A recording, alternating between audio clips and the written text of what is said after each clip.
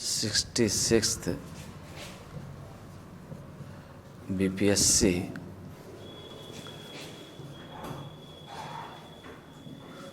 Mains exam.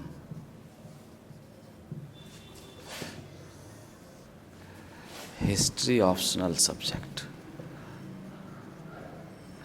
History optional. Syllabus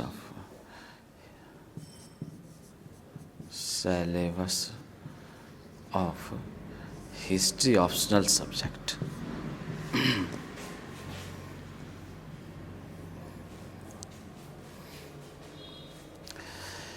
मेरे प्रिय छात्र एवं छात्रों, ये आप सबों के लिए एक शुभ घड़ी आई है। वो 66th BPSC मेन एग्जामिनेशन की। इसमें आज मैं आपको बताने जा रहा हूँ कि हिस्ट्री ऑप्शनल सब्जेक्ट की तैयारी कैसे की जाए। How to prepare history optional subject. How to prepare history optional subject.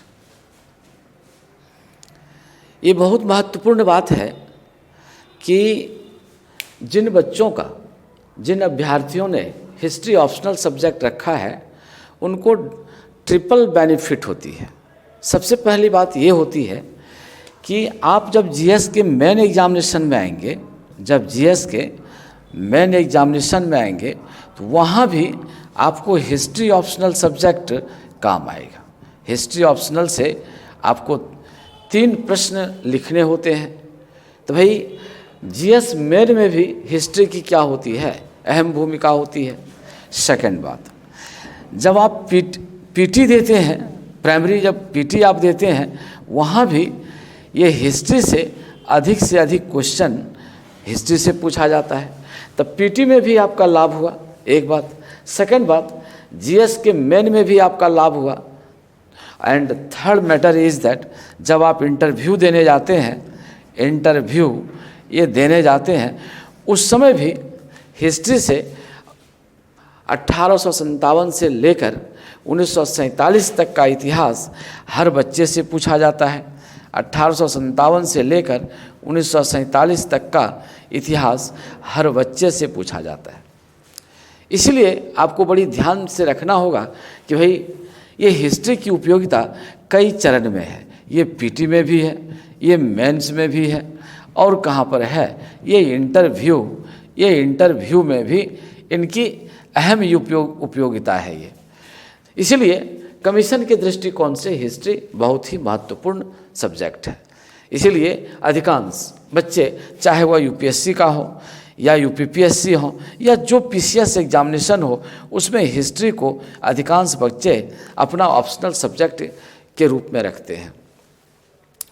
आज मैं आपको बतलाऊं कि 66वीं मेन बीपीएससी एग्जामिनेशन के लिए जो हिस्ट्री ऑप्शनल सब्जेक्ट है, उसमें कौन चैप्टर से क्या क्या प्रश्न उठते हैं, आप उस प्रश्न को ध्यान से देखिए। तो मैं सबसे पहले आपको बताता हूं कि देखिए, इसमें जो इम्पॉर्टेंट चैप्टर है वो कहाँ से है, इस बात को आप बड़ी सहजतापूर्वक आप समझ सकते हैं। देखिए, तो सबसे पहले हम आपको प्राचीन भारत का इतिहास दिखाते हैं। यही प्राचीन भारत का, ये प्राचीन भारत का इतिहास, ये है प्राचीन भारत का, ये क्या है, ये इतिहास है। ये प्राचीन भारत का इतिहास है।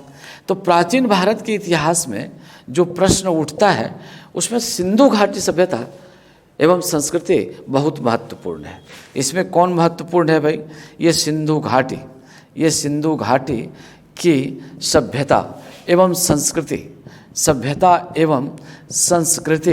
ये काफ़ी महत्वपूर्ण है ये। तो सिंधु घाटी की सभ्यता एवं संस्कृति से कई प्रश्न उठता है। तो उसमें कौन कौन प्रश्न उठता है? तो ये सबसे पहले इसमें नगर नियोजन से ये शब्द, ये नगर नियोजन से उठता है। सेकंड बात, इसमें जो हम लोग देखते हैं, इसका सामाजिक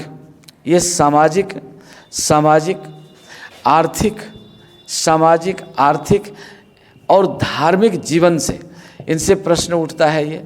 ये धार्मिक जीवन से ये प्रश्न उठता है। तीसरे पॉइंट में हम लोग देखते हैं, इसमें जो चलता है, इसमें जो महत्वपूर्ण है, ये सिंधु घाटी सभ्यता का उद्भव। ये उद्भव से आपको क्या पूछा जाता है, ये प्रश्न पूछा जाता है। और पुनः हम इसका क्या देखते हैं, सातत्य, ये सिंधु घाटी सभ्यता का सातत्य एवं ये क्या है, ये निरंतरता। ये निरंतरता से ये प्रश्न पूछा जाता है। और लास्ट में जो सबसे इम्पॉर्टेंट प्रश्न है, दैट इज सिंधु घाटी सभ्यता का अंत। ये क्या होता है, ये सिंधु घाटी सभ्यता का ये अंत है।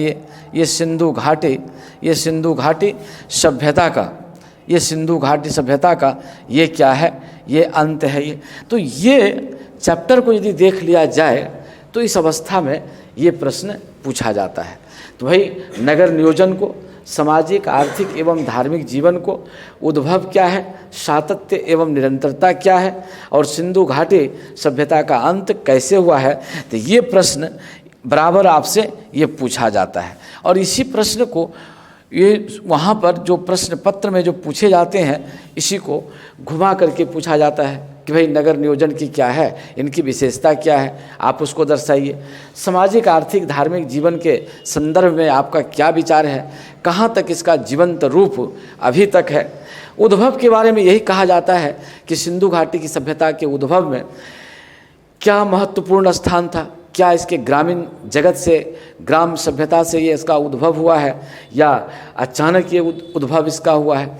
सातत्य और निरंतरता है कि अभी तक जो सिंधु घाटी सभ्यता चली आ रही है उसका अभी तक ये क्या चल रहा है, यदि चल रहा है तो कैसे चल रहा है, और सिंधु घाटी सभ्यता का अंत कैसे हुआ। इसमें विभिन्न इतिहासकारों के विचार को इसमें क्या किया जाता है, ये दर्शाया जाता है। इसके बाद जा कर के ये चीज़ स्पष्ट रूप से क्लियर हो जाता है। और इतने तथ्य को यदि पढ़ लिया जाए तो इनके अलावे जो कुछ भी पूछे जाएंगे आपके दिमाग में एक बहुत सुंदर कंसेप्ट आएगा, very beautiful concept will be in your brain, और आप इसको क्या कर सकते हैं, हल कर सकते हैं। तो ये सिंधु घाटी सभ्यता से ये प्रश्न पूछा जाता है।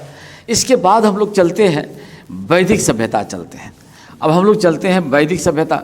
तो वैदिक सभ्यता से क्या प्रश्न पूछा जाता है, इस बात को आप ध्यान से देखिएगा। तो ये जो वैदिक सभ्यता हम लोग देखते हैं, तो ये वैदिक सभ्यता से जो प्रश्न पूछा जाता है ये क्या है भाई, इस बात को देखिएगा। ये है वैदिक सभ्यता। ये वैदिक सभ्यता है। इसी को हम लोग कहते हैं वैदिक सिविलाइजेशन। ये है वैदिक सिविलाइजेशन। इसका जो काल यदि हम लोग देख लेते हैं तो इसको दो खंड में इसको बांट दिया गया है। ये है ऋग्वैदिक काल, ये है ऋग्वैदिक काल, और दूसरा जो काल खंड, दूसरा जो उसको बांट दिया गया है ये है उत्तर वैदिक काल। ये उत्तर वैदिक काल है। ऋग्वैदिक एज और लेटर वैदिक एज। इसमें ऋग्वैदिक काल का जो पीरियड चलता है वो 1500 BC से लेकर के ये 1000 BC तक चलता है, और इसमें जो चलता है वह 1000 BC से लेकर के ये 600 ये BC तक ये चलता है। ये तो ये पीरियड है आपका वैदिक सभ्यता का। अब मेन एग्जामिनेशन में आपको देखना है इससे क्या प्रश्न पूछा जा सकता है। What will be question rise within वैदिक सिविलाइजेशन। इसको बड़ी बारीकी से देखना होगा आपको, तभी आपको समझ में आएगा। चूँकि ये मेन एग्जामिनेशन की बात है, ये पीटी की एक बात नहीं है। मेन एग्जामिनेशन में स्पष्ट रूप से क्या देखा जाता है, कंसेप्ट देखा जाता है। ये जब फैक्ट और कंसेप्ट जब ये दोनों मिलता है तब वही जाकर के मेन एग्जामिनेशन की सुंदरता बढ़ जाती है। तो इसमें हम लोग दोनों चीज़ को देखेंगे, फैक्ट को भी देखेंगे और कंसेप्ट को भी देखेंगे। तो वैदिक काल से क्या प्रश्न उठता है, इस बात को आप ध्यान से देखिए कि कौन से प्रश्न पूछे जाते हैं वैदिक काल से, इस बात को देखिए। तो वैदिक काल से यही पूछा जाता है कि भाई ऋग्वैदिक काल के ये ऋग्वैदिक काल के राजनीतिक, सामाजिक,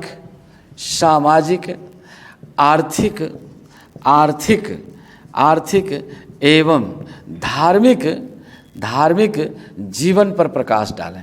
जीवन पर ये क्या डालें? ये प्रकाश डालें। तो ये प्रश्न ये ऋग्वैदिक काल से ये प्रश्न पूछा जाता है।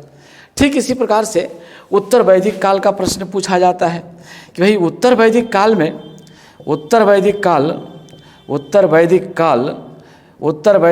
में कौन कौन से परिवर्तन हुए, उत्तर वैदिक काल में होने वाले परिवर्तन को दर्शावे, होने वाले परिवर्तन को क्या करें? ये दर्शावे, ये होने वाले परिवर्तन को ये दर्शावे।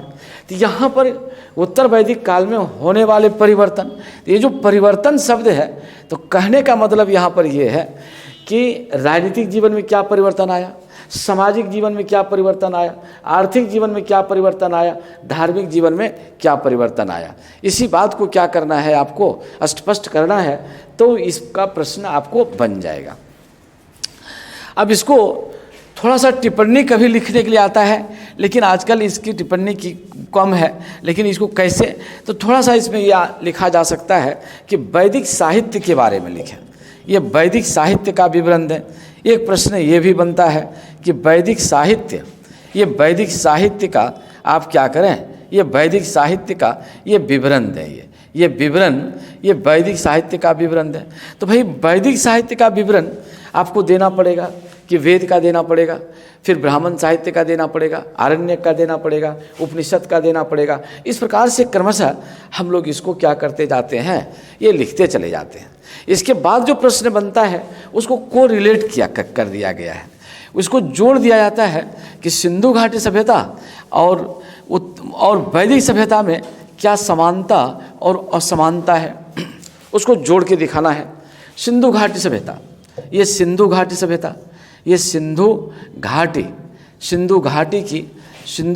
की सभ्यता एवं वैदिक सभ्यता में ये क्या है? अंतर, वैदिक सभ्यता में अंतर एवं समानताओं को दिखावें। समानताओं को ये क्या करें? ये दर्शावें, ये समानताओं को दर्शावें। तो ये सिंधु घाटी सभ्यता में वैदिक सभ्यता और के दोनों के बीच में अंतर और समानता को दर्शाना है। यह भी प्रश्न बड़ा महत्वपूर्ण प्रश्न है और कई बार इस प्रकार के प्रश्न पूछे जाते हैं। बच्चे बड़ी आसानी से इस पर फोकस डालते हैं, इनको लिख देते हैं और यदि इसको बढ़िया अच्छे तरीके से लिखा जाए तो बेहतर अंक प्राप्त करने के वो क्या हो जाते हैं? हकदार हो जाते हैं। इसके बाद यहाँ जो प्रश्न चलता है वो महाजन पद में चलता है। ये देखिए, ये महाजन पद में किस प्रकार से चलता है, इस बात को आप ध्यान से देखिएगा। ये जो महाजन पद है इसमें किस प्रकार से चलता है, ये महाजन पद में, तो इससे जो प्रश्न पूछता है वो सबसे पहला पूछता है कि 6ठी सदी ईस्वी पूर्व की सामाजिक और आर्थिक जीवन के पर प्रकाश डालें। 6ठी सदी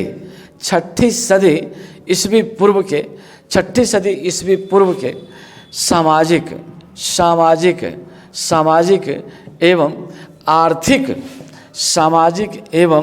आर्थिक जीवन पर प्रकाश डालें। तो ये प्रश्न ये क्या है? बड़ी महत्वपूर्ण है और कई बार प्रश्न पूछा जा चुका है सामाजिक और आर्थिक जीवन के बारे में, इसलिए ये प्रश्न बड़ा महत्वपूर्ण है। और तीसरा प्रश्न इसमें जो पूछता है वो पूछता है महावीर और जैन के बारे में। महावीर यानी जैन धर्म का दर्शन पर प्रकाश डालें। ये जैन धर्म के दर्शन पर प्रकाश डालें। ये दर्शन पर ये क्या करें? ये प्रकाश डालें। और इसी प्रकार से बौद्ध धर्म के बारे में भी पूछा जाता है। बौद्ध धर्म में ये पूछा जाता है कि भाई बौद्ध धर्म पर के जो दर्शन है, भगवान बुद्ध के जो दर्शन है, उस दर्शन पर आप अपना क्या करें? फोकस डालें और उस दर्शन की प्रासंगिकता क्या है, इसी पर आप विचार करें। जो बौद्ध दर्शन है, इनकी प्रासंगिकता, ये जो प्रासंगिकता है, उनकी प्रासंगिकता पर आप क्या करें? ये विचार डालें। ये प्रासंगिकता पर आप क्या करें? विचार करें। कहने का मतलब ये है कि जो भगवान बुद्ध ने उस समय कहा था वो वर्तमान समय तक कैसे प्रासंगिक है, कैसे जीवंत रूप है, इसी पर आपको क्या करना है, ये प्रकाश ये डालना है। देखिएगा, इसके बाद जो प्रश्न बनता है, अगला प्रश्न जो बनता है वो बनता है आपका, यहाँ से हम लोग निकल जाते हैं, तब आते हैं मौर्य काल। बहुत इंपॉर्टेंट चैप्टर है ये मौर्य काल। तो मौर्य काल में 3-4 प्रश्न बनता है भाई। ये मौर्य काल में ये 3-4 प्रश्न बनता है। तो सबसे पहला हम लोग देखते हैं कि चंद्रगुप्त मौर्य की उपलब्धि। चंद्रगुप्त मौर्य की ये क्या है भाई, ये मौर्य की ये क्या है, ये उपलब्धि है। चंद्रगुप्त मौर्य की ये क्या है, ये उपलब्धि है। सेकंड प्रश्न इसमें जो बनता है, अशोक महान। ये अशोक महान की ये क्या है, ये उपलब्धि के बारे में यहाँ पर देखेंगे हम लोग, ये उपलब्धि के बारे में देखेंगे। तीसरा बात, अशोक का धम्म है। ये अशोक का धम्म, ये अशोक का ये क्या है, ये धम्म है, इसके बारे में हम लोग देखेंगे। चौथा पॉइंट इसमें क्या आता है कि मौर्य काल का प्रशासन बड़ा इम्पोर्टेंट होता है। मौर्य काल का प्रशासन। पांचवा प्रश्न इसमें आता है, मौर्य वंश का अंत आता है। ये मौर्य वंश का ये क्या आता है, ये अंत आता है। तो ये प्रश्न बड़ा इम्पोर्टेंट सब है कि भाई चंद्रगुप्त मौर्य की उपलब्धि क्या है, अशोक के महान की उपलब्धि क्या है, अशोक का क्या है, धम्म क्या है, मौर्य काल का प्रशासन है और मौर्य वंश का अंत है। ये बहुत ही इम्पोर्टेंट प्रश्न यहाँ पर बन करके आता है। इसके बाद हम लोग चलते हैं मौर्योत्तर काल में। तो मौर्योत्तर काल में जो हम लोग देखते हैं उसमें क्या प्रश्न आता है भाई, ये मौर्योत्तर काल में कौन सा ये प्रश्न आता है, इस बात को आप देखिएगा। ये मौर्योत्तर काल में कौन सा प्रश्न है, इस बात को देखिए। ये जो मौर्योत्तर काल है, ये मौर्योत्तर काल, तो ये मौर्योत्तर काल में जो प्रश्न बनता है वो 2 प्रश्न इसमें जगह बहुत महत्वपूर्ण बनता है। वो प्रश्न बनता है, नंबर 1 बनता है कि पुष्यमित्र शुंग की उपलब्धि का वर्णन करें। पुष्यमित्र शुंग, ये शुंग की उपलब्धि का ये क्या करें, उपलब्धियों का वर्णन करें। ये उपलब्धियों का वर्णन करें, यानी पुष्यमित्र शुंग ने कौन सा कार्य किया, उसी पर आपको क्या डालना है, फोकस डालना है, ये प्रश्न। और दूसरा प्रश्न इसका जो बड़ा महत्वपूर्ण है, आंध्र सातवाहन काल में ये सामंत से रिलेटेड प्रश्न होता है। सामंतों का उदय के बारे में इसमें प्रश्न बनता है। तो ये सामंतों का उदय किस काल का बात कहता है, आंध्र सातवाहन काल से शुरू होता है। ये आंध्र सातवाहन से ये क्या होता है, ये शुरू होता है। इसके बाद जो यहाँ पर प्रश्न बनता है वो कुषाण के बारे में बनता है कि भाई कुषाण शासक कनिष्क की उपलब्धि का वर्णन करें। ये कनिष्क की ये उपलब्धियों का इसमें क्या करें, उपलब्धियों का ये वर्णन करें। ये प्रश्न फिर बहुत इंपॉर्टेंट आ जाता है कि कनिष्क का। तो ये 3 प्रश्न इस जगह से बनता है। वो प्रश्न बनता है पुष्यमित्र शुंग से, सामंतों के उदय से और ये कनिष्क के उपलब्धि से। ये 3 प्रश्न इस जगह से क्या होता है, ये बनता है। इसके बाद जो हम लोग चलते हैं गुप्त पीरियड चलते हैं। तो गुप्त पीरियड में क्या चलते हैं भाई, इस बात को ध्यान से देखिएगा। तो गुप्त पीरियड में जो हम लोग देखते हैं, ये गुप्त काल में जो देखते हैं, ये गुप्त काल में। तो गुप्त काल में जो प्रश्न बनता है वो बनता है, पहला प्रश्न समुद्रगुप्त की उपलब्धि। ये समुद्रगुप्त की ये क्या बनता है, ये उपलब्धि बनता है। ये समुद्रगुप्त की ये उपलब्धि है। सेकंड जो यहाँ पर बनता है वो सेकंड में बन जाता है आपका चंद्रगुप्त द्वितीय। चंद्रगुप्त ये द्वितीय यानी विक्रमादित्य, चंद्रगुप्त द्वितीय की ये क्या है, ये उपलब्धि है। चंद्रगुप्त द्वितीय की उपलब्धि है। और तीसरा प्रश्न जो यहाँ बनता है ये गुप्त प्रशासन के बारे में बनता है। गुप्त प्रशासन, ये गुप्त प्रशासन के बारे में बनता है। और चौथा प्रश्न जो बनता है ये गुप्त वंश का अंत, गुप्तों का पतन, ये गुप्तों का ये पतन के बारे में बनता है। पांचवा प्रश्न इसमें बनता है ये है स्वर्णकाल, गुप्तों का स्वर्णकाल, ये स्वर्णकाल। तो ये प्रश्न इससे बनता है। ये तो इस प्रकार से गुप्त काल में ये प्रश्न बनते हैं कि समुद्रगुप्त की उपलब्धि, चंद्रगुप्त की उपलब्धि, गुप्त प्रशासन, गुप्तों का पतन और गुप्तों का स्वर्णकाल, ये सब इम्पॉर्टेंट प्रश्न है। हर एग्जामिनेशन में इसी को इनलार्ज करके किसी न किसी रूप में पूछा जाता है। जिस समय हम लोग इस पर पढ़ाएंगे उस समय I will say each and every points, I will focus on this point. अभी हम आपको सरसरी निगाह से बताते चले जा रहे हैं कि कहाँ पर कौन प्रश्न बनेगा, कैसे बनेगा, इसी पर हम लोग अपना विचार प्रकट कर रहे हैं। अब अगला पॉइंट देखिएगा। इसके बाद आगे यदि हम लोग चलते हैं तो यहाँ पर बनता है क्या, यहाँ पर हर्षवर्धन के बारे में बनता है। हर्षवर्धन की ये क्या बन जाता है, ये उपलब्धि बन जाता है। ये यानी हर्षवर्धन के संदर्भ में क्या कहा है विदेशी राइटर ने, जैसे ह्वेनसांग ने क्या कहा है, जैसे कि मान लीजिए इसका बाणभट्ट ने क्या कहा है, उसके संदर्भ में ये बातें पूछी जाती हैं कि भाई हर्षवर्धन की उपलब्धि के बारे में आप अपना क्या करें, विचार प्रकट करें। तो इस प्रकार से ये प्रश्न बनता है। और कभी कभी त्रिपक्षीय संघर्ष वो आगे के चला जाता है, लेकिन यहाँ तक ये प्रश्न आपका क्या हुआ, ये प्रश्न बनते चला जाता है। तो इस प्रकार से हम लोगों ने एंशिएंट हिस्ट्री में क्या देखा कि भाई कौन कौन प्रश्न ये बनता है। तो एंशिएंट हिस्ट्री में मूल रूप से यदि हम लोग देखें तो जितने प्रश्न अभी हमने आपको समझाया, इन प्रश्नों पर हम लोग क्या कर सकते हैं, ये विचार कर सकते हैं। कितना प्रश्न यदि तैयार कर लिया जाए तो इससे आसानी से 2 प्रश्न लिखा जा सकता है। क्यों भाई? इसलिए कि 2 पेपर है, इसमें जो हम लोग देखते हैं तो ये 2 प्रश्न इससे हमको ले सकते हैं या 1 प्रश्न ले सकते हैं। खंड क से 2 या खंड ख से 1, यानी दोनों मिलाकर के हम लोग क्या कर सकते हैं, 3 प्रश्न ले सकते हैं। तो इस प्रकार से हम लोग यहाँ पर इसको देखते हैं कि भाई इस प्रकार से ये बन गया। अब हम लोग मध्यकालीन भारत के इतिहास से देखते हैं। ये मध्यकालीन भारत के इतिहास से भाई, ये भारत के इतिहास से हम लोग देखते हैं। भारत के ये क्या है, ये इतिहास, ये मध्यकालीन भारत के इतिहास से।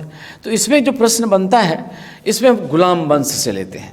हम इसमें लेते हैं, ये गुलाम वंश से लेते हैं। तो गुलाम वंश में जो हम लोग देखते हैं, तो गुलाम वंश में बनता है प्रश्न, पहला बन जाता है, ये इसको हम लोग कहते हैं, इसको पहला जो बनता है वो इल्तुतमिश का उपलब्धि है। इल्तुतमिश की ये क्या है, ये उपलब्धि, ये इल्तुतमिश की ये उपलब्धि है, ये प्रश्न बन जाता है।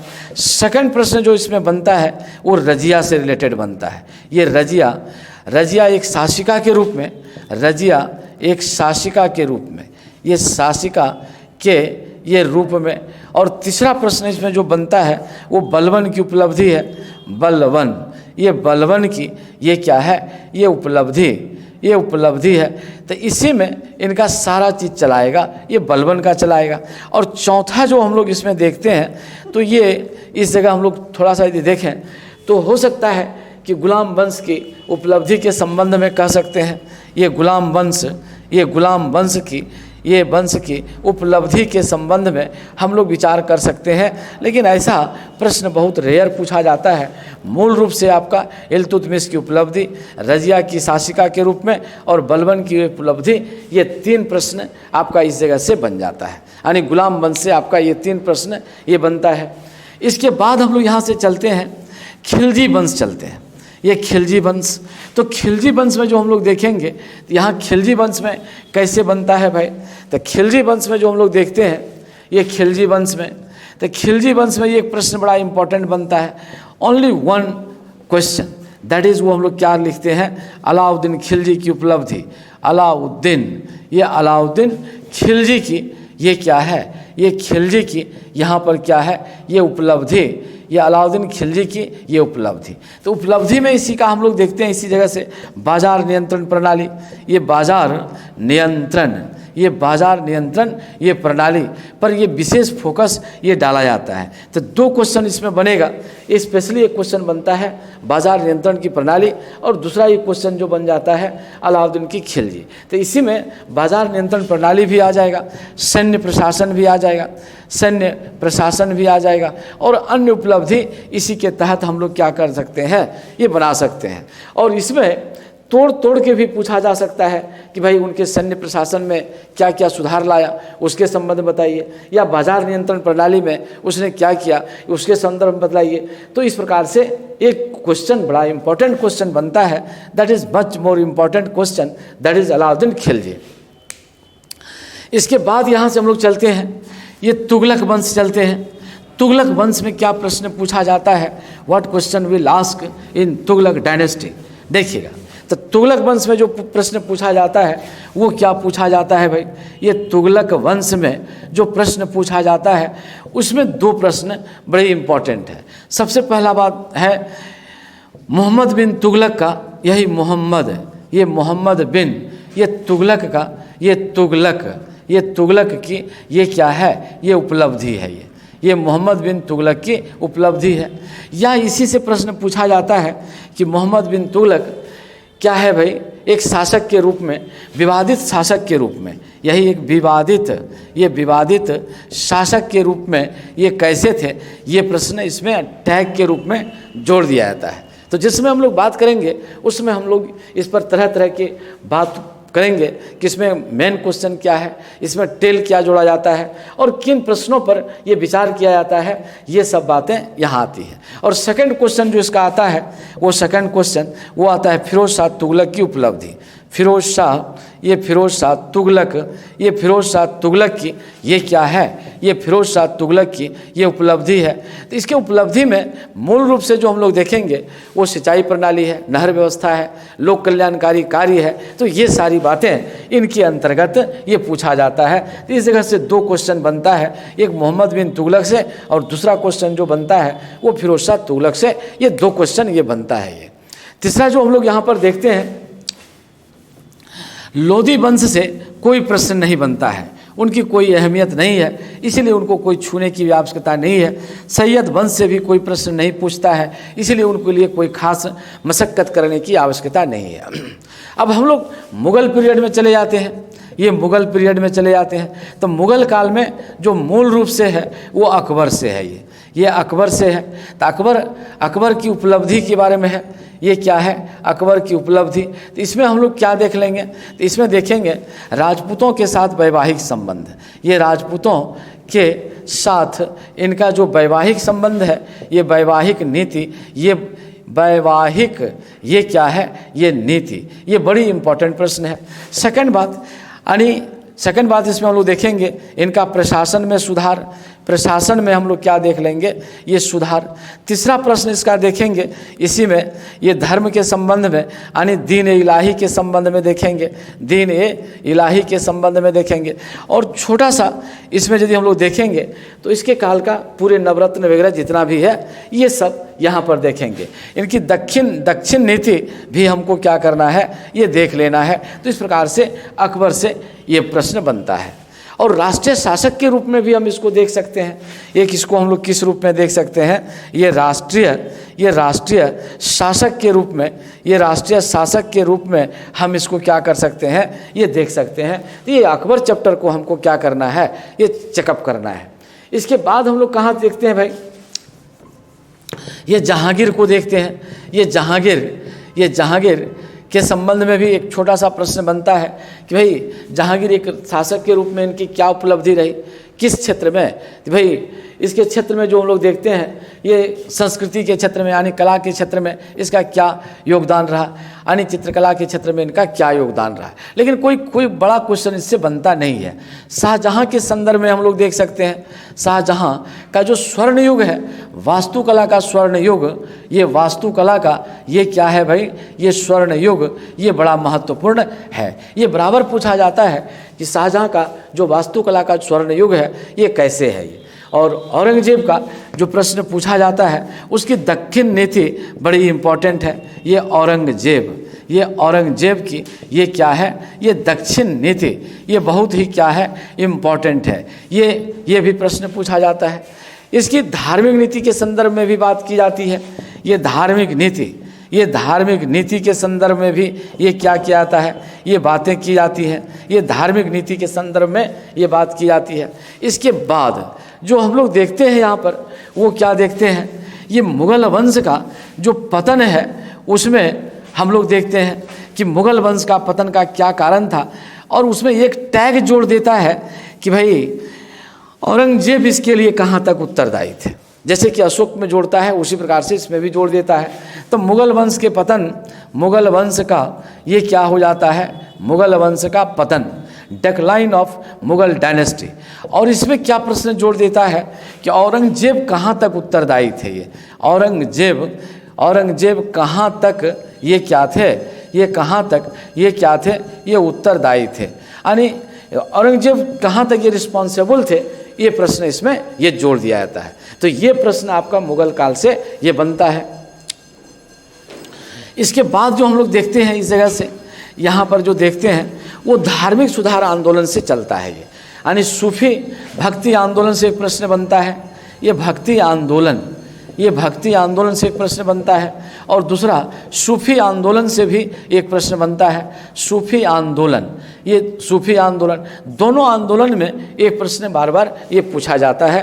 तो इस प्रकार से हम लोग यहाँ तक क्या करते हैं, ये सब मेडिवल हिस्ट्री में देख लेते हैं। और आसानी से यदि इतना प्रश्न हल कर दिया जाए तो फिर परीक्षा में किसी प्रकार की कोई दिक्कत नहीं होती है। और सबसे बड़ी बात तो ये है कि इतिहास जानने से अन्य विषय को लिखने में बड़ी मदद मिलती है, इंटरव्यू में इनसे क्या है बहुत ज़्यादा मदद मिलती है। इसलिए यह प्रश्न पत्र, यह विषय बहुत ही अहम हो जाता है। इसके बाद हम लोग चलते हैं, अब द्वितीय में चलते हैं, द्वितीय खंड में चलते हैं भाई, द्वितीय प्रश्न पत्र में चलते हैं। उसमें जाकर के किसको किसको रख दिया गया है, वो रख दिया गया है मॉडर्न और मेडाइवल को।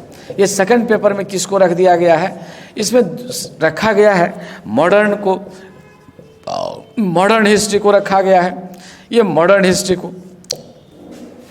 और दूसरा में किसको रख दिया गया है, ये वर्ल्ड हिस्ट्री, ये वर्ल्ड हिस्ट्री को ये रख दिया गया है। अब इसमें भी हमको क्या करना है भाई, इसमें देखना है कि मॉडर्न हिस्ट्री से आधुनिक भारत के इतिहास में क्या क्या प्रश्न बनता है। तो हमको ये जो देखना है कि आधुनिक भारत के इतिहास में जो प्रश्न बनता है वो क्या है भाई, आधुनिक भारत के इतिहास में, आधुनिक भारत के इतिहास में कौन कौन प्रश्न बनता है, इस बात को देखिए। तो सबसे पहला बात हम लोग देखते हैं पलासी का युद्ध। इसमें क्या देखते हैं, ये पलासी का ये क्या बनता है, युद्ध। सेकंड में हम लोग क्या देखते हैं, ये बक्सर का युद्ध, ये बक्सर का ये क्या बनता है, युद्ध। तीसरा जो बनता है वो पानीपत का तृतीय युद्ध, ये पानीपत का ये क्या बनता है, ये तृतीय युद्ध में बनता है। चौथा प्रश्न इसमें क्या बनता है, शिवाजी की उपलब्धि, ये शिवाजी की ये क्या बनता है, शिवाजी की ये उपलब्धि बनता है, शिवाजी की उपलब्धि। और पांचवा प्रश्न इसमें क्या बनता है भाई, ये पेशवा का शासन, ये पेशवा का काल, पेशवा की क्या है भाई, ये उपलब्धि। तो यहाँ तक ये प्रश्न बनता है। और पांचवा प्रश्न आपका क्या बन जाता है, हम यहाँ से जब चलेंगे तो 19वीं शताब्दी के उत्तरार्ध में सामाजिक सुधार आंदोलन, यही है 19वीं शताब्दी के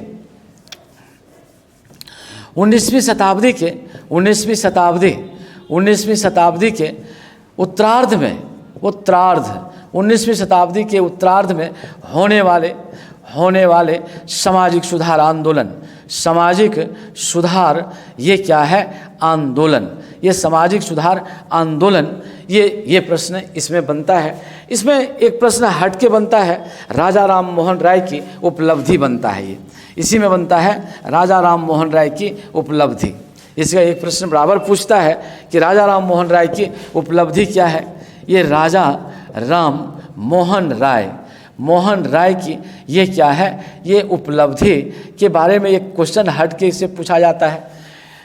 कभी कभी दयानंद सरस्वती के बारे में भी पूछा जाता है। तो इस प्रकार से ये प्रश्न इस जगह से ये बनता है। अब अंग्रेजी रियासत से क्या बनता है भाई, अंग्रेज जो काल है, अंग्रेज के काल से क्या बनता है। तो उसमें जो प्रश्न बनता है उसमें प्रश्न दिया जाता है औपनिवेशिक काल की भू राजस्व नीति, औपनिवेशिक काल की भू राजस्व नीति, ये भू राजस्व, ये क्या बनता है, ये नीति। तो इसके अंतर्गत हम लोग तीनों पर फोकस डालेंगे। कौन कौन पर फोकस डालेंगे भाई? ये ज़मींदारी पर फोकस डालेंगे, ज़मींदारी पर फोकस डालेंगे। फिर किस पर डालेंगे? महलवाड़ी पर फोकस डालेंगे। और फिर किस पर फोकस डालेंगे? ये रैयतवाड़ी पर फोकस डालेंगे। ये रैयतवाड़ी पर हम लोग क्या करेंगे? ये फोकस डालेंगे। ये औपनिवेशिक काल की जो राजस्व नीति है, इससे भी एक प्रश्न पूछता है। और लेकिन जो संपूर्ण प्रश्न बनता है एक प्रश्न, वो जमींदारी व्यवस्था पर ये बनता है। ये इसके बाद यहाँ से जो हम लोग चलते हैं तो इसका ब्रिटिश काल का जो नीति था उसके संदर्भ में यहाँ पर फोकस डाला जाता है। इसके बाद यहाँ से हम लोग देख लेते हैं 1857 की क्रांति से। ये 1857 की ये क्रांति से क्या प्रश्न पूछता है? ये 1857 की क्रांति से, 1857 की क्रांति से क्या क्या प्रश्न पूछा जाता है भाई? तो इसमें जो प्रश्न पूछा जाता है, इसके विद्रोह का कारण, यही विद्रोह का ये क्या है? ये कारण है। दूसरा क्या प्रश्न पूछा जाता है इससे? ये विद्रोह का जो कारण है। और दूसरा प्रश्न पूछा जाता है इसका स्वरूप। और तीसरा है असफलता, असफलता के कारण, ये क्यों माने असफल हो गए? असफलता के ये क्या है भाई? कारण। और चौथा प्रश्न से क्या है भाई? ये प्रभाव, इसका क्या है भाई? प्रभाव। ये प्रश्न आपसे 1857 की क्रांति से ये प्रश्न बनता है। ये इसके बाद यहाँ से जब हम लोग चलते हैं तब हम लोग भारतीय राष्ट्रीय आंदोलन में प्रवेश कर जाते हैं। तो भारतीय राष्ट्रीय आंदोलन में जब हम लोग प्रवेश करते हैं तो वहाँ क्या प्रश्न बनता है भाई? तो भारतीय राष्ट्रीय आंदोलन में यही भारतीय राष्ट्रीय आंदोलन में जो भारतीय राष्ट्रीय आंदोलन में जो ये प्रश्न बनता है वो कहाँ से बनता है? 1885 से लेकर के ये 1947 तक में ये प्रश्न क्या बनता है? तो सबसे पहला प्रश्न बनता है भारत में राष्ट्रवाद का उदय का कारण। भारत में राष्ट्रवाद, ये भारत में राष्ट्रवाद के ये उदय का क्या है? ये भारत में राष्ट्रवाद के उदय का कारण। सेकंड प्रश्न इसमें हम लोग देखते हैं उदारवाद। ये उदारवाद की नीति, इसका कार्यक्रम और क्या है? ये इसकी उपलब्धि, ये प्रश्न बनता है। फिर तीसरा प्रश्न इसमें क्या बन जाता है? उग्रवादियों के उदय का कारण, उग्रवादियों के ये क्या है? उदय का ये क्या बन जाता है? ये कारण। ये तीन प्रश्न इस जगह से बनता है। ये भारत में राष्ट्रवाद का उदय, उदारवाद और उग्रवादियों का उदय का क्या कारण है? कारण, कार्यक्रम और उपलब्धि, ये तीन प्रश्न इस जगह से ये बन जाता है। इसके बाद यहाँ से हम लोग चलते हैं नेक्स्ट पॉइंट। जब हम लोग यहाँ से चलते हैं तब ये क्या बनता है? इसके बाद हम लोग आगे बढ़ते हैं तो इस जगह से ये बनेगा आपका असहयोग आंदोलन। यहीं पर हम लोग देखते हैं असहयोग आंदोलन। ये असहयोग आंदोलन की कार्यक्रम, उद्देश्य और उपलब्धि, ये प्रश्न इस जगह से बनता है। फिर तीसरा प्रश्न हम लोग इस जगह, दूसरा प्रश्न इस जगह से हम लोग देखते हैं तो ये पड़ जाता है सविनय अवज्ञा आंदोलन। सविनय ये क्या है? अवज्ञा आंदोलन। सविनय अवज्ञा आंदोलन का कार्यक्रम, उपलब्धि और इसका जो उद्देश्य है वो। और तीसरा जो हम लोग देखते हैं भारत छोड़ो आंदोलन। भारत छोड़ो ये क्या है? आंदोलन। ये भारत छोड़ो आंदोलन का यही कार्यक्रम, उपलब्धि, प्रकृति, ये पूरे का चलता है। ये तीन प्रश्न इस जगह से क्या होता है? ये बराबर पूछा जाता है। और यहाँ यदि अधिनियम में हम लोग अब देखेंगे तो अधिनियम में क्या पूछा जाता है? इसमें अधिनियम में तीन अधिनियम को आप बराबर देखते रहिए। वो तीन अधिनियम कौन कौन है भाई? तो सबसे पहले है Morley Minto act. Morley Minto ये क्या है? एक्ट। ये मार्ले मिंटो एक्ट, ये एक्ट कितना है? ये 1909 है। सेकंड पॉइंट हम लोग देखते हैं यही 1919 का अधिनियम। यही 1919 का ये क्या है? ये अधिनियम, ये 1919 का अधिनियम। और तीसरा प्रश्न यहाँ पर क्या आ जाता है? भारतीय परिषद अधिनियम 1935 यानी भारतीय परिषद अधिनियम ये कितना पड़ जाता है 1935। और चौथा कभी कभी पूछता है भारत विभाजन अधिनियम 1947, भारत विभाजन अधिनियम ये कितना है, ये 1947। तो ये अधिनियम, ये 4 अधिनियम आपसे क्या किए जाते हैं, ये पूछे जाते हैं। ये 4 अधिनियम क्या होता है, बड़ा इम्पोर्टेंट होता है। ये कभी कभी एक अधिनियम पूछ दिया जाता है और इसी अधिनियम को लिखना भी चाहिए। क्यों, अधिनियम में क्या होता है, मार्क्स ज़्यादा आता है। क्यों आता है, इसमें फैक्ट लिखा जाता है, इसीलिए अधिनियम लिखना बहुत ही युक्ति संगत बात होती है और अधिक से अधिक अंक प्राप्त करने के लिए यह जरूरी होता है। इसके बाद यहाँ से फिर हम लोग कोई प्रश्न नहीं देखते हैं और इसके बाद हम लोग चलते हैं वर्ल्ड हिस्ट्री चलते हैं, माने क्या कह सकते हैं, यानी हाँ विश्व इतिहास को हम लोग देखते हैं। विश्व इतिहास को हम लोग ये क्या करते हैं, देखते हैं। तब विश्व इतिहास में क्या प्रश्न बनता है भाई, तब विश्व इतिहास का प्रश्न जो बनता है, जो महत्वपूर्ण प्रश्न इसमें बनता है वो है सामंतवाद बनता है। ये क्या बनता है, ये सामंतवाद से ये रिलेटेड प्रश्न होता है। ये किससे प्रश्न होता है, फ्रांस की क्रांति से ये प्रश्न बनता है। इसका क्या बनता है, इनकी प्रकृति है, इनका कारण है, इनकी सफलता है, इसकी सफलता है, इनका क्या है उद्देश्य है और इनकी प्रासंगिकता है। प्रासंगिकता इनकी क्या है भाई, प्रासंगिकता इनकी हम लोग देखते हैं। प्रासंगिकता इनकी, ये प्रासंगिकता को हम लोग इसमें देखते हैं। इसके बाद अगला जो हम लोग देखते हैं रूसी क्रांति देखते हैं। ये रूसी क्रांति का भी यही है, कारण है, इनकी प्रकृति है, इनकी सफलता है और इसी में लेनिन का ये क्या है, योगदान है। इस प्रकार से लेनिन और स्टालिन के संबंध में इससे हम लोग देखते हैं। इसके बाद ये क्या बनता है, रूसी क्रांति के बाद ये क्या बनता है, 2 एकीकरण है। ये 2 एकीकरण है, यानी चौथा में हम लोग देखते हैं, एक है इटली का एकीकरण, ये है इटली का ये क्या है, ये एकीकरण। और दूसरा कौन पड़ जाता है, ये जर्मनी का एकीकरण पड़ जाता है। जर्मनी का ये क्या पड़ता है, ये एकीकरण पड़ जाता है। ये दोनों प्रश्न बड़ा ही महत्वपूर्ण है और इसमें ये प्रश्न बराबर पूछा जाता है। इसी में भाई किसका, दार्शनिकों का योगदान, जैसे इटली में ये दार्शनिकों का क्या हो जाता है भाई, ये फिलोसफर का ये योगदान। ठीक उसी प्रकार से फ्रांस की क्रांति में भी दार्शनिकों का योगदान पूछा जाता है। फ्रांस की क्रांति में ये क्या है, ये दार्शनिकों का ये क्या पूछा जाता है, ये योगदान पूछा जाता है। तो इस प्रकार से ये प्रश्न क्या है, ये बड़ा महत्वपूर्ण प्रश्न इस जगह से ये बन जाता है। इसके बाद जो यहाँ से चलता है रूसी क्रांति, ये फ्रांस की क्रांति और इटली का एकीकरण, जर्मनी का एकीकरण, फ्रांस की क्रांति में दार्शनिकों का योगदान। इसके बाद जो हम लोग चलते हैं वो चलते हैं अमेरिकी क्रांति। यही अमेरिकी क्रांति यानी अमेरिकी स्वतंत्रता संग्राम। इसी का भी हम लोग क्या देखते हैं, कारण देखते हैं। इसका क्या देखते हैं भाई, उपलब्धि देखते हैं, क्या इनकी विशेषता थी, क्या इनकी उपलब्धि थी।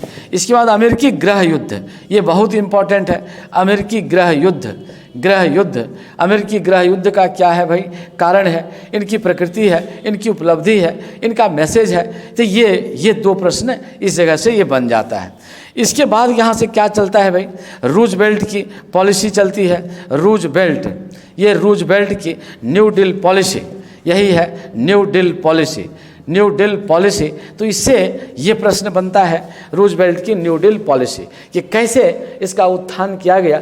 इसके संदर्भ में जब अमेरिका में महामंदी आई तो उसको समाप्त करने के लिए रूजवेल्ट ने कैसे ये न्यू डील पॉलिसी को क्या किया, ये संचालित किया। इसके बाद यहाँ पर कौन सी बात चलती है, इसके बाद यहाँ 2 विश्व युद्ध आता है। प्रथम विश्व युद्ध आता है और ये कितना से आता है प्रथम विश्व युद्ध, तो ये आता है 1914 से 1918। ये 1918 तक का ये प्रथम विश्व युद्ध का ये कारण एवं परिणाम से भी प्रश्न यहाँ क्या बनता है भाई, ये कारण एवं परिणाम से क्या बनता है, ये प्रश्न बनता है। फिर द्वितीय विश्व